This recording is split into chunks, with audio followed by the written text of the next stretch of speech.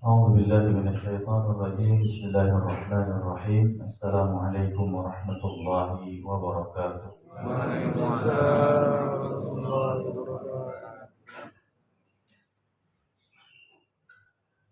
الحمد لله الحمد لله رب العالمين، والعاقبة للمتقين ولا عدوان إلا على الظالمين. أشهد أن لا إله إلا الله وحده لا شريك له، إياه نعبد وإياه نستعين. وأشهد أن سيدنا محمدا عبده ورسوله المبعوث رحمة للعالمين.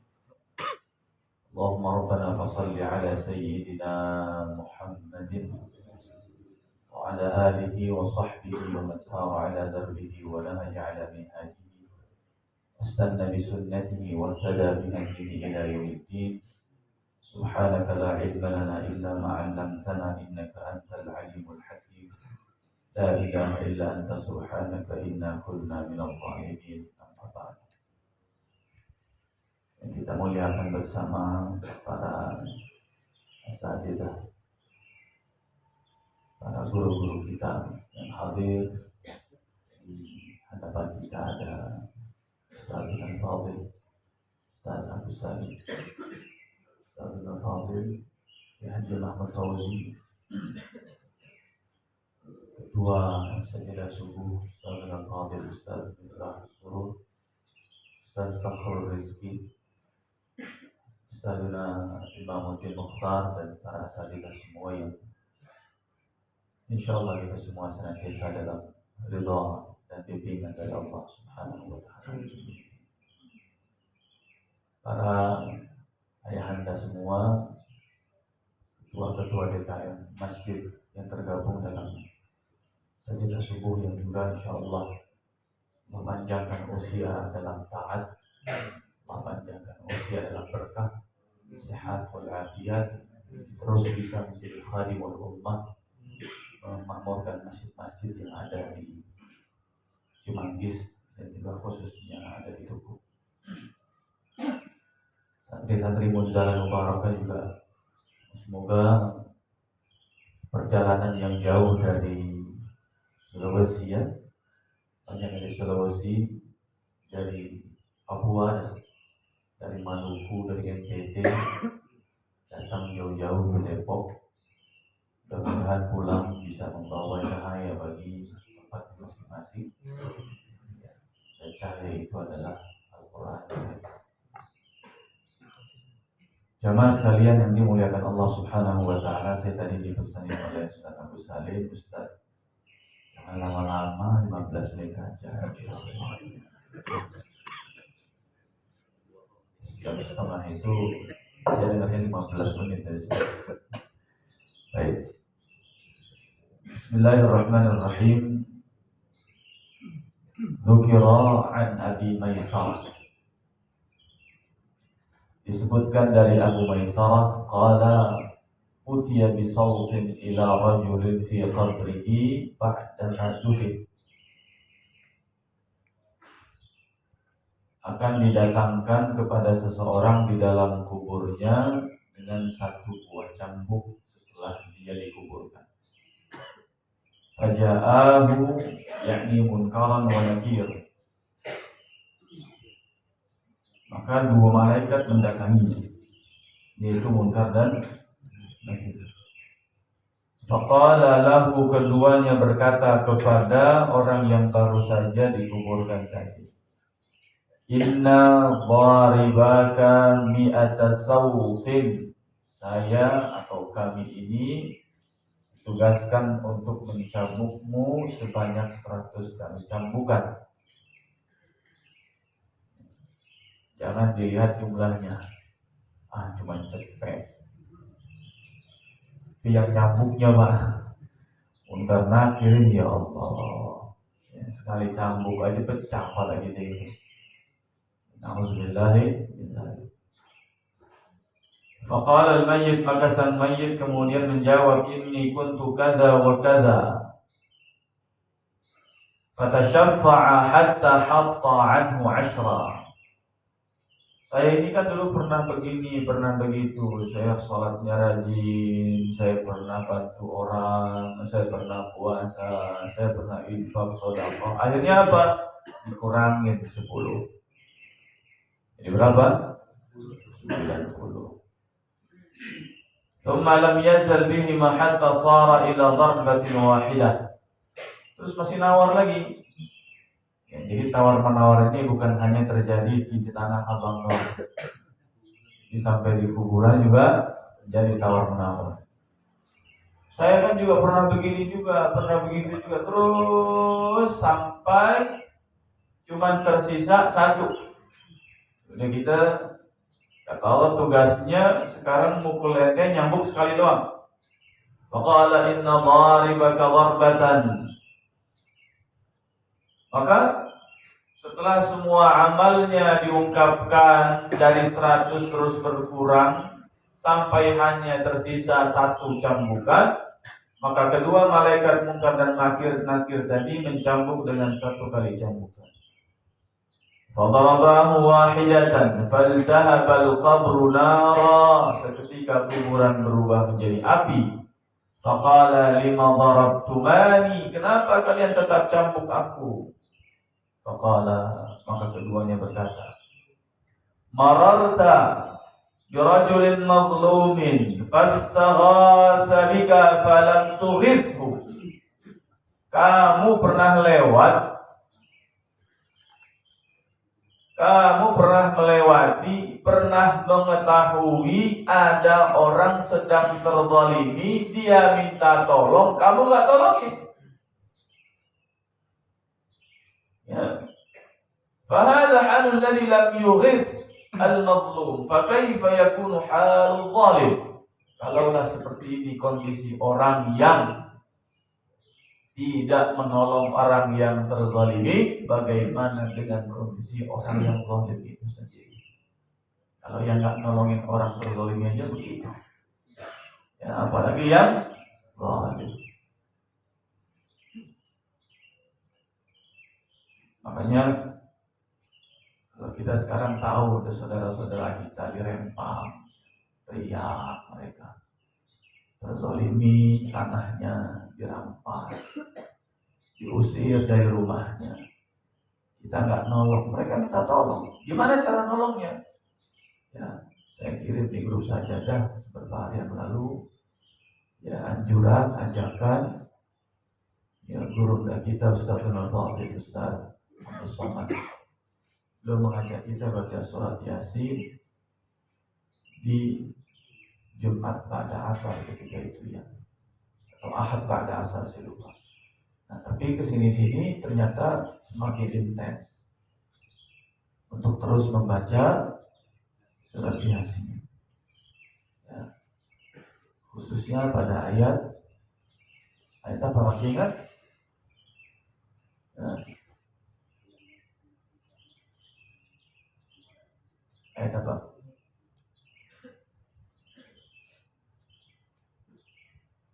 Ayat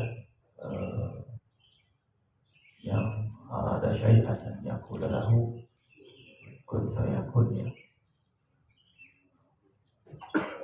Jadi minimal kita mendoakan, minimal kita membacakan doa, minimal kita istighatsah buat mereka.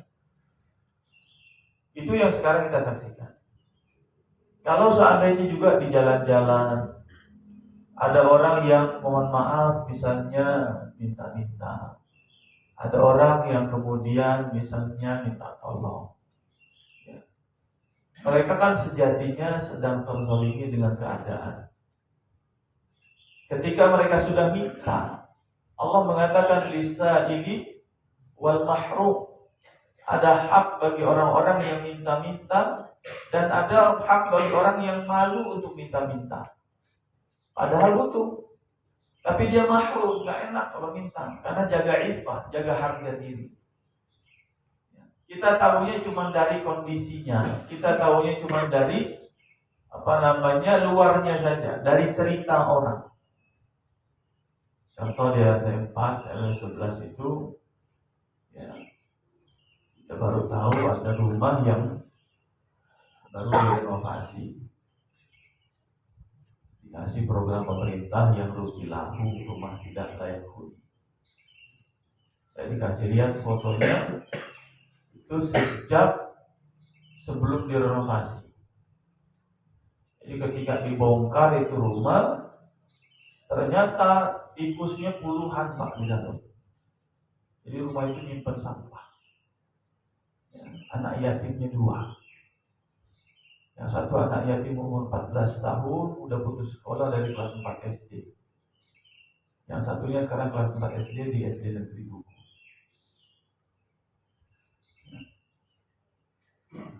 Dia hanya makan, itu anak, kalau ibunya pulang bawa beras.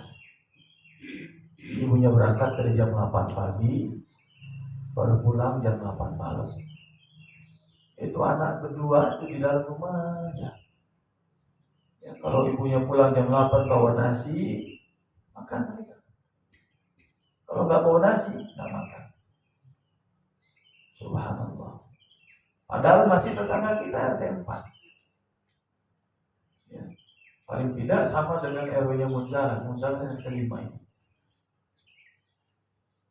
Masih ada di lingkungan kita yang seperti itu. Fastaghathahu wa lam yughithu. Fa kaifa hadha halul ladzi halul mazlum. Halul ladzi lam yughith al-mazlum fama balul ladzi halul zalim. Kalaulah seperti itu kondisi orang yang tidak menolong orang yang terzalimi dan dia sudah minta tolong, bagaimana dengan kondisi orang yang menzalimi orang lain? Kira-kira 100 cambukan berkurang tak? Ya. Nah, untuk kita. Ya. Faqala Maimun bin Mihran, Inna ar-rajula idza zalama insanan inna ar-rajula yaqra'ul qur'ana huwa yal'anu nafsah. Ada sesungguhnya orang-orang yang rajin baca Al-Qur'an tapi dia sebenarnya sedang menyiksa dirinya sendiri, sedang melaknat dirinya sendiri.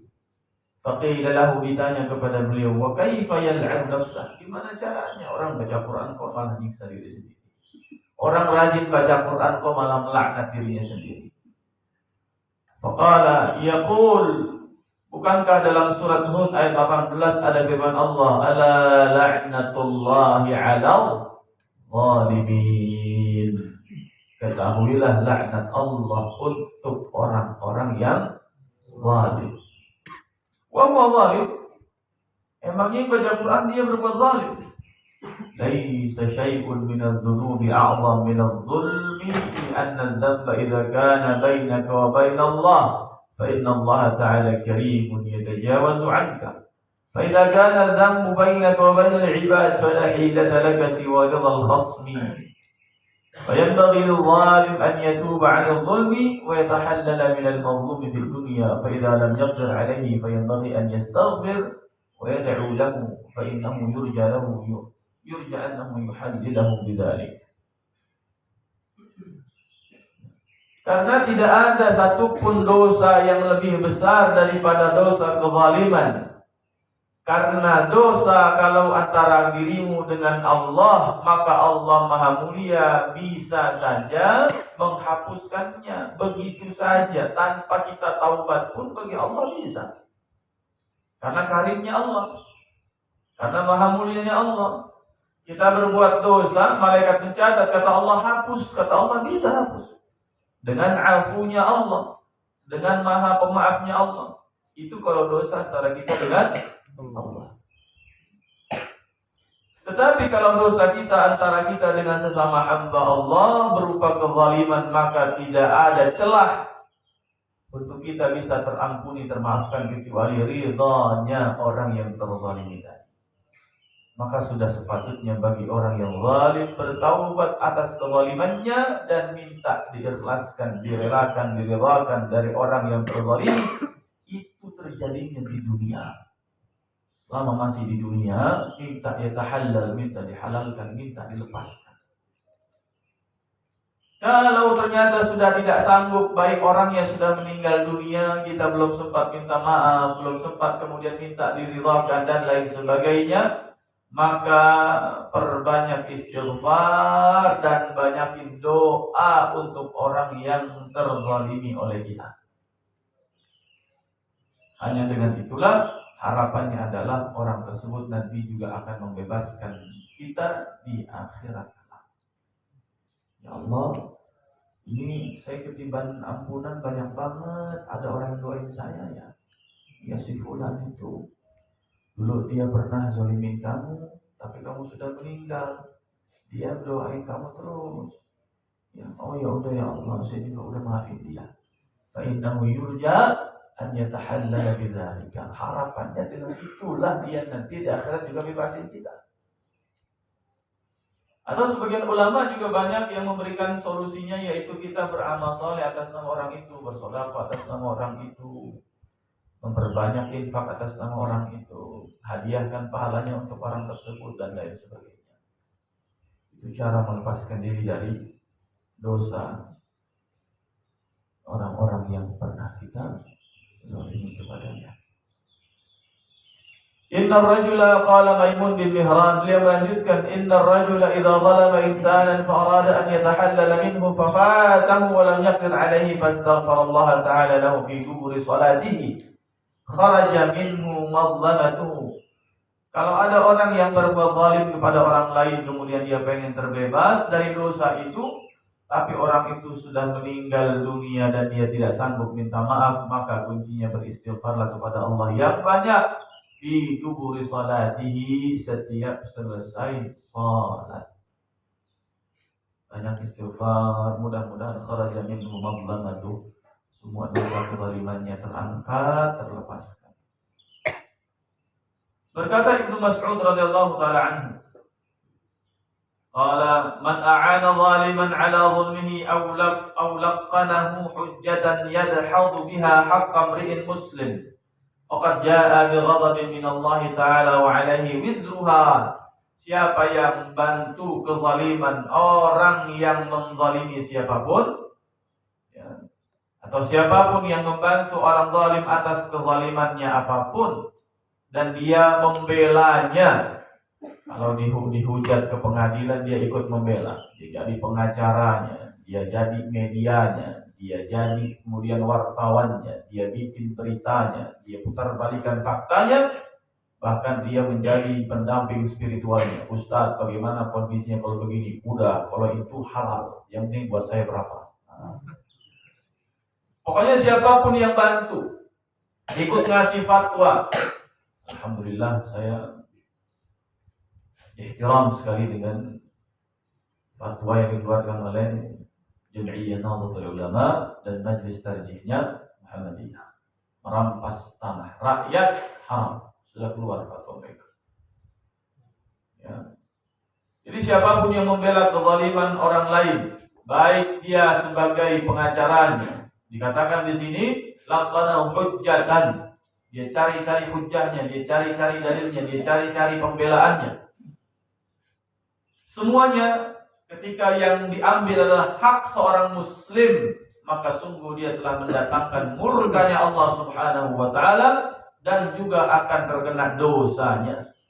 Wa an Umar radhiyallahu taala anhu, dari Umar radhiyallahu taala anhu, annahu qala lil Ahnaf ibn Qais. Beliau pernah berkata kepada Ahnaf bin Qais, "Man ajhalun nas?" Siapa manusia paling bodoh, kata beliau. Kata Umar bin Khattab. Qala Ahnaf bin Qais, "Man ba'a akhiratahu bi dunya." Siapa yang menjual akhiratnya untuk mengejar dunia. Ini orang paling bodoh, kata Ahnaf bin Qais. Kata Umar bukan itu. Kata Umar, "Ala unabbiuka bi ajhal min hadha." Mau enggak saya kasih tahu yang lebih bodoh daripada itu? Yang lebih jahil daripada itu. Maka kata Ahnaf bin Qais, "Bala ya Amirul Mukminin." Ya tentu saya pengen tahu siapa yang paling atau lebih bodoh dari itu. Kalau tadi kata Ahnaf bin Qais, yang bodoh siapa?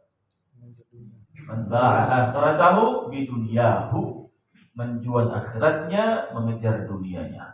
Tapi yang lebih bodoh adalah man ba'a akhiratahu bidunya ghairihi. Siapa yang menjual akhiratnya dengan pertaruhannya adalah dunia orang lain. Berarti apa? Dunia dia nggak dapat, akhiratnya juga dapat. Apa yang dimaksud Umar bin Khattab? Yaitu mengejar dunia orang lain, berarti dosa-dosa orang itu nanti ditimpakan kepada dia, pahala-pahala ibadah kebaikan dunia dia dikasih ke orang. Dunianya dia nggak dapat, akhiratnya pun tidak. Dari Ali bin Abi Thalib, "Ma ahsantu ila ahadin wa la asatu ilaihi li'anna Allah Ta'ala yaqul man 'amila salihan fa li nafsihi wa man asa'a fa 'alayha." Ya. Saya pengen banget kalau berbuat baik itu untuk orang. Tapi saya enggak pengen sekalipun berbuat buruk kepada orang. Kenapa? Karena Allah menyatakan dalam firman-Nya, "Man 'amila salihan fa li nafsihi." Karena siapapun yang berbuat baik buat orang, sejatinya dia berbuat baik buat diri sendiri. Dan siapapun yang berbuat buruk kepada orang, perbuatan buruk itu juga balik buat dirinya sendiri. Sehingga orientasi kita ya, jelas apapun amal soleh yang kita lakukan, yang kita khawatirkan adalah bagaimana amal itu jangan sampai menzalimi orang lain. Contoh sederhana, kita datang ke masjid. Datang ke masjid, satu langkah diangkat kebaikannya, satu langkah dihapuskan kesalahan. Walaupun kemudian ada yang menjelaskan langkah kaki kanan yang mengangkat kebaikan, derajat langkah kaki kiri menghapus keburukan. Tapi kalau kemudian datang ke masjidnya, karena dia buru-buru, ada orang lewat, kemudian dihabuk itu pundak orang. Ya, kita mau ke masjid, pengen dapat shaf pertama. Ya, Jumatan pengen shaf pertama, supaya korbannya korban apa? Bunah. Nah, kalau shaf terakhir takut cuma korbannya cuma apa itu? Ya, lor ayam begitu ya. Tapi karena dia datang terlambat, pengen shaf pertama, lihat di depan shaf masih kosong. Ada aki-aki kepentok palanya, jebut aja misalnya ini. Kepentok lutut dia. Zalim dia, kagak minta maaf bagi kan. Begitu juga nggak salam kanan kiri, nggak nyapa kanan kiri, nggak shaf depan langsung sholat begitu aja. Habis sholat tahiyat salam kanan salam kiri, zikir langsung astagfirullah. Yang belakang ke depan kata dia, astagfirullah sama Allah, mau perlu minta maaf. Sholatnya baik, tapi lututnya zalimin para orang. Dia lewat nggak permisi sama orang. Padahal Rasul mengatakan dalam sabdanya, akhlak seorang mukmin, kalau Anda lewat, minimal apa? Ucapkan salam. Ya, permisi dulu. Apa? Shopnya kosong, boleh saya isi? DKM udah bilang, Bapak silakan isi shop yang paling depan yang masih kosong. Saking semangatnya begitu. Nah, tetap jangan sampai nilai kebaikan kita menyisakan kezaliman sedikit pun kepada orang. Kita ke masjid, orang udah nyusun sendal rapi, ya kan? Udah dilihatin, ngadapnya ke sono semua. Ya, santri udah nungguin di bawah. Kita semangat ke masjid. Akhirnya sendalnya asal aja. Kata santri mau apa ini? Ya, mentang-mentang misalnya sendalnya, akhirnya saya juga rapihin. Sendal orang lain kesepak juga, kesingkir juga. Ya. Akhirnya apa? Sederhana, kecil. Tapi langkah kaki kita ke masjid, walaupun misalnya ada yang ngomandoi, ada yang ngeberesin, ada yang ngerapiin itu sedang. Tapi kalau ternyata dengan kita melakukan begitu, menyakiti orang, nyusahin orang, bikin orang jadi sholatnya terlambat gara-gara merubah posisi sendal kita ngezalimin dia nggak? Zalimin. Ittaqul zulma fa inna zulma dzulumatun yaumal qiyamah. Takutlah berbuat zalim dengan siapapun. Apalagi kaitannya dengan tanah orang, ya, dengan hak orang, dengan alamnya Allah Subhanahu wa taala, dengan makhluknya Allah. Ya. Kalaulah yang nolong seekor anjing saja bisa selamat dari siksa Allah, masuk ke dalam surga. Yang menyiksa seekor kucing saja, uzibati imra'atun fi darrah, Allah mengadab seorang wanita hanya karena seekor kucing. Ya, la hiya at'amatahu wa habasatha hatta matat. Kucing nggak dikasih makan, bahkan dikurung sampai mati. Ya. Diadab oleh Allah Subhanahu wa taala. Kalaulah dengan kucing seperti itu, bagaimana dengan manusia? Kadang-kadang kita juga begitu. Ya. Sampai Allah mengatakan kepada Nabi SAW, Nabi menyampaikan kepada kita dengan hadisnya, wal yuhidda ahadukum syafratahu wal yurih zabihata. Kalaupun nyembelih tajamin pisaunya, istirahatin hewan kurbannya, istirahatin hewan sembelihannya. Ada adabnya, ada peri kehewanan. Ya kan? Pisau kita kudu tajam. Sekali ayun cukup. Jangan nunggu orang kayak kita motong kartus berkali-kali gitu ya. Sampai dia kelojotan, mati kakak, kesiksa dia. Ya, putus juga belum itu uratnya, ya, kelojotan, kasihan. Apalagi tuh kambing udah tahu sebelah sama kambing temannya, tahu temannya diseret, darahnya dikasih lihat lagi. Ya Allah, stres bukan main. Ya, banyak kejadian hewan kurban juga, atau hewan yang disembelih itu netesin air mata. Ya. Kalau dia bisa update status dia. Ya. Gak bener begitu ya kira-kira. Ya, ini bagian daripada kita menghadirkan ya, suasana yang penuh dengan ketentraman. Kita menjaga lisan kita, jangan mudah kemudian menyakiti hati orang, memfitnah orang dengan sesuatu yang sebenarnya tidak pantas kita katakan, apalagi tidak benar untuk kita ucapkan. Kita juga jaga tangan kita, kaki kita, pikiran kita dari segala hal yang bisa menzalimi hak orang lain. Mudah-mudahan ada manfaatnya, dan Allah lindungi kita dari kezaliman siapapun, dan Allah lindungi kita dari menzalimi siapapun. Doa yang diajarkan oleh Nabi adalah Allahumma inni a'udzubika min an adlim wa udlam. Ya Allah, aku bermohon kepadamu perlindungan dari menzalimi orang dan dizalimi orang lain. Hadanallahu wa iyyakum ajma'in. Wabillahi taufiq wal hidayah. Kesekian ditinggal kekasih, cukup sekian, terima kasih. Wassalamualaikum warahmatullahi wabarakatuh.